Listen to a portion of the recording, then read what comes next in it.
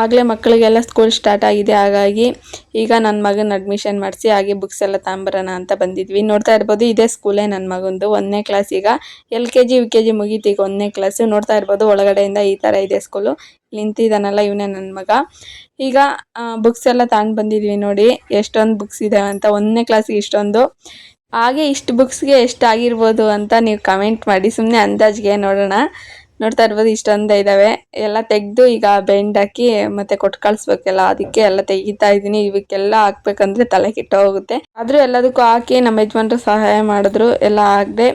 ಈಗ ರೇಷನ್ ಎಲ್ಲ ಖಾಲಿ ಆಗಿತ್ತು. ಇಷ್ಟು ದಿನ 1-2 ತಿಂಗಳು ರಜೆ ಇರೋದಕ್ಕೆ ರೇಷನ್ ಏನು ತಂದಿರಲಿಲ್ಲ. ಇರೋದ್ರಾಗೆ ಏನೋ ಮೇಂಟೈನ್ ಮಾಡ್ತಾ ಇದ್ವಿ.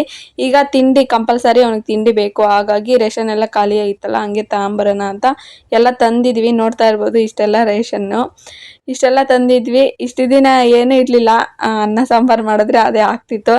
ಈಗ ಅವನು ಅನ್ನ ಸಾಂಬಾರು ಒಂದಿನ ಕೊಟ್ಟು ಕಳಿಸ್ರೆ ಅಮ್ಮ ಡೈಲಿ ಅನ್ನ ಸಾರು ಅಂತಾನೆ ಅವನು. ಹಾಗಾಗಿ ಅವನಿಗೆ ಡೈಲಿ ತಿಂಡಿ ಬೇಕಲ್ಲ, ಹಾಗಾಗಿ ಎಲ್ಲ ತಗೊಂಡು ಇನ್ನೆಲ್ಲ ಖಾಲಿ ಆಗಿದ್ವು. ಹಾಗಾಗಿ ಎಲ್ಲ ತಗೊಂಡು ಬಂದಿದ್ವಿ. ನೋಡ್ತಾ ಇರ್ಬೋದು ಎಲ್ಲ ತೆಗಿತಾ ಇದ್ದಾರೆ ನನ್ನ ಮಕ್ಕಳಿಬ್ರು. ಈಗ ಫ್ರಿಜ್ ಎಲ್ಲ ಕ್ಲೀನ್ ಮಾಡಿ ಫ್ರಿಜ್ಜಿಗೆ ಜೋಡಿಸ್ಕೋಬೇಕು. ಇನ್ನು ಡೈಲಿ ರೊಟೀನ್ ವ್ಲಾಗ್ ಬೇಕಂತಂದರೆ ಕಮೆಂಟ್ ಮಾಡಿ, ನಾನು ಆ ವಿಡಿಯೋ ಮಾಡ್ತೀನಿ. ಯಾರಿಗಾದ್ರೂ ಇಂಟ್ರೆಸ್ಟ್ ಇದ್ದರೆ ಕಮೆಂಟ್ ಮಾಡ್ಬೋದು, ಮಾಡಿ ಅಂತ ಹೇಳಿದ್ರೆ ನಾನು ಮಾಡ್ತೀನಿ. ನೋಡ್ತಾ ಇರ್ಬೋದು ಈಗೆಲ್ಲ ಜೋಡಿಸ್ಕೊಳ್ತಾ ಇದ್ದೀನಿ. ಈಗ ರೇಷನ್ ಎಲ್ಲ ತುಂಬ ರೇಟ್ ಆಗಿದೆ. ಈಗ ಪೆಟ್ರೋಲ್ ಏನೋ ಜಾಸ್ತಿ ರೇಟ್ ಆಗಿದೆ ಅಂತ, ಹಾಗಾಗಿ ಪೆಟ್ರೋಲ್ ಡೀಸೆಲ್ ರೇಟ್ ಆಗಿರೋದಕ್ಕೆ ರೇಷನ್ ಎಲ್ಲ ಜಾಸ್ತಿ ರೇಟ್ ಆಗಿದೆ. ಆದರೂ ಏನು ಮಾಡೋಕ್ಕಾಗಲ್ಲ, ತರಲೇಬೇಕಲ್ಲ. ಹಾಗಾಗಿ ನೋಡ್ತಾ ಇರ್ಬೋದು ಫ್ರಿಜ್ ಎಲ್ಲ ಕ್ಲೀನ್ ಮಾಡ್ತಾ ಇದ್ದೀನಿ. ಇಷ್ಟು ದಿನ ಕ್ಲೀನ್ ಮಾಡಿರಲಿಲ್ಲ. ಈಗ ಒಂದೇ ಸಲ ರೇಷನ್ ತಂದ್ಮೇಲೆ ಕ್ಲೀನ್ ಮಾಡೋಣ ಅಂತ ಸುಮ್ಮನೆ ಇದ್ದೆ. ಈಗ ಹಾಗೆ ಮನೇಲಿ ಬಾಕ್ಸ್ಗೆ ಹಾಕಿ ಇಟ್ಟರೆ ಇರುವೆಗಳು ಮತ್ತು ಬೇಗ ಕೆಡೋ ಚಾನ್ಸಸ್ ಇರುತ್ತೆ. ಹಾಗಾಗಿ ನಾನೆಲ್ಲ ಫ್ರಿಜ್ಜಲ್ಲೇ ಇಡ್ತೀನಿ.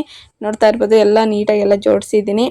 ಹಾಗೆ ಹಿಟ್ಟೆಲ್ಲ ಖಾಲಿಯಾಗಿದ್ದು, ಗೋಧಿ ಹಿಟ್ಟು ಮತ್ತು ಅಕ್ಕಿ ಹಿಟ್ಟು, ರವೆ ಎಲ್ಲ ಖಾಲಿಯಾಗಿದ್ದು. ಹಾಗಾಗಿ ಅಕ್ಕಿ ಒಂದು 3 ದಿನ ನೆನೆಸಿ ರವೆಗೆ ಒಣಗಿಸಿ ಚೆನ್ನಾಗಿ ಈಗ ಹಿಟ್ಟೆಲ್ಲ ಹಾಕ್ಸ್ಕೊಬಂದಿದ್ವಿ. ನೋಡ್ತಾ ಇರ್ಬೋದು ಇದು ಗೋಧಿ ಹಿಟ್ಟು ಹಾಕ್ಸ್ಕೊಬಂದಿದ್ವಿ.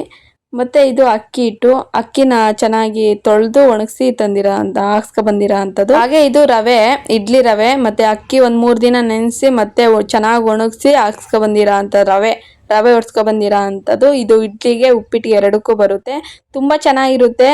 ನೋಡ್ತಾ ಇರ್ಬೋದು ಈಗ ಉಪ್ಪಿಟ್ಟು ಮಾಡಿದ್ದೆ ನಾನು, ತುಂಬ ಚೆನ್ನಾಗಿ ಬರುತ್ತೆ ಟೇಸ್ಟ್ ಮಾತ್ರ. ನೀವು ಒಂದ್ಸಲಿ ಮಾಡಿ. ಇಡ್ಲಿ ರವೆ ಹೇಗೆ ಮಾಡೋದು ಅಂತಂದು ಇಂಟ್ರೆಸ್ಟ್ ಇದ್ರೆ ವಿಡಿಯೋ ಕೆಳಗಡೆ ಕಮೆಂಟ್ ಮಾಡಿ, ನಾನು ಇನ್ನೊಂದ್ಸಲಿ ಮಾಡಿದಾಗ ವಿಡಿಯೋ ಮಾಡ್ತೀನಿ ನಿಮ್ಗಾಗಿನೇ. ಈ ಥರ ರವೆ ಮಾಡಿಸಿ ಇಟ್ಕೊಂಡ್ರೆ ಉಪ್ಪಿಟ್ಟಾಗಲಿ ಇಡ್ಲಿ ಆಗಲಿ ಮನೆಯಲ್ಲೇ ಮಾಡ್ಬೋದು. ರೇಷನ್ ಅಕ್ಕಿಯಿಂದ ಈ ಥರ ಮಾಡ್ಕೊಳ್ಳಿ, ರವೆ ಒಡ್ಸ್ಕೊಂಡು ಇಟ್ಕೊಂಡ್ರೆ ಆಯಿತು. ಈ ವಿಡಿಯೋ ನಿಮ್ಗೆ ಇಷ್ಟ ಆದರೆ ಪ್ಲೀಸ್ ಒಂದು ಲೈಕ್ ಮಾಡಿ. ಇದೇ ಥರ ವೀಡಿಯೋಸ್ಗಾಗಿ ನಮ್ಮ ಚಾನಲ್ನ ಮರಿದೇ ಸಬ್ಸ್ಕ್ರೈಬ್ ಮಾಡ್ಕೊಳ್ಳಿ. ನಾಳೆ ಮತ್ತೊಂದು ವಿಡಿಯೋ ಜೊತೆ ಸಿಗೋಣ ಫ್ರೆಂಡ್ಸ್. ಬಾಯ್.